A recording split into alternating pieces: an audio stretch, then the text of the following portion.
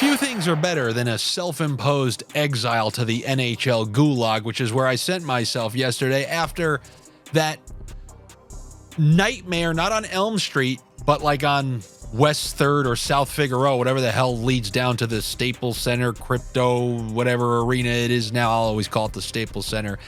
But it was a nightmare at the Staples Center because it's one thing to lose, but to lose in Game 7 fashion. Anybody who is here remembers that Game 7 Kraken Avalanche 2-1 in the third. Nathan McKinnon scores. All of you, me, and Miss Lippy are going wild.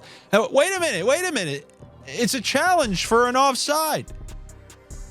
I'm having hot flashes in the middle of that third period. The Kings are just fully dominating the whole game.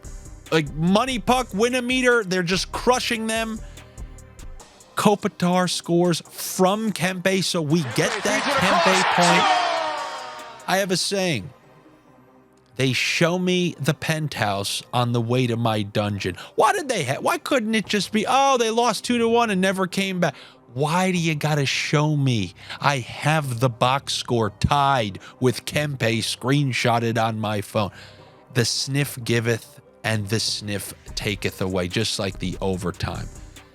Devastating loss by the Kings in a game they thoroughly outplayed. And even last night, I would have given you Carolina over the Islanders. They've dominated them for years. Dominated them all last night. Dominated them via the money puck win-a-meter. And the Islanders end up winning. Hockey is one of the sports where the undeserving team can win, just like soccer, where they park the bus, hope they can score on the counter, and then just stick everyone back and try to defend 1-0. That's what Washington did.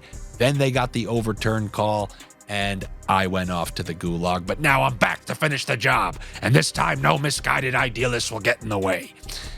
But on Friday, I kind of look at the slate and go, all right, what can oh my God, is this what they're showing me? So I'll try to make some lemonade, that whole kind of thing.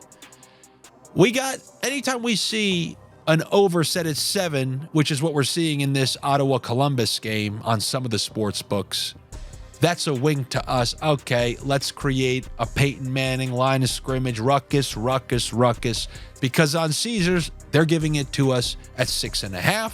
And it's a perfect time to utilize that Caesars same game parlay, which I just want to remind you, it's not available on the other major sports books. I know some of the smaller sports books, which are available in a few states, have it. But as far as the big guys, nobody allows you to take a player from one team with a point, player for another team with a point, total sides. That's only Caesars as far as the major sports books go.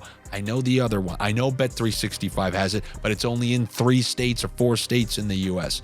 So Caesars allows you to do this. And as I've told you, your first bet is risk-free up to $1,000 over there as long as you're a new user on the platform over 21 and located in a state or province where sports betting is permitted. But as I always like to remind you, if you or anybody you know has a gambling problem, call or text 1-800-GAMBLER. So this Ottawa Blue Jackets game, they're showing us 7. We're getting it at 6.5. Peyton Manning, ruckus, Omaha, ruckus. Let's go over 6.5. We'll pluck a player from each team. Johnny Gaudreau's been awful this year. I'm still going to trust him to be able to get 1 point in this game. And then from the other side, I'm going to go with Josh Norris, centering the top line. 2 great linemen. He's playing with Tkachuk and Giroux. You know my trickle-down point theory. You play with stars. You don't got to be a star, but you'll benefit like you are a star. So give me both of them to register a point with the over 6.5. That's like a plus 320 on this game. And I just want to remind you, I have like the DFS stacking theory when it comes to overs. I think it's pointless to take an over by itself. I really do. You know I'm a big under guy.